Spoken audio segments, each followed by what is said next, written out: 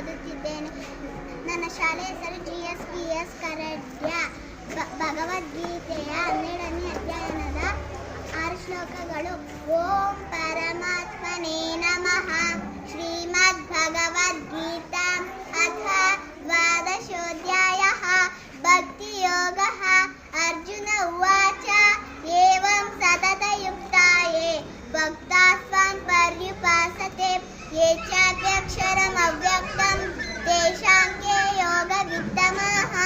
ಮಯ್ಯಾವೇಶಮನೋ ಯೇ ಮಾಂ ನಿತ್ಯಯುಕ್ತಾ ಉಪಾಸತೆ ಶ್ರದ್ಧಯಾ ಪರಯೋಪೇತಾಃ ತೇ ಮೇ ಯುಕ್ತತಮಾ ಮತಃ.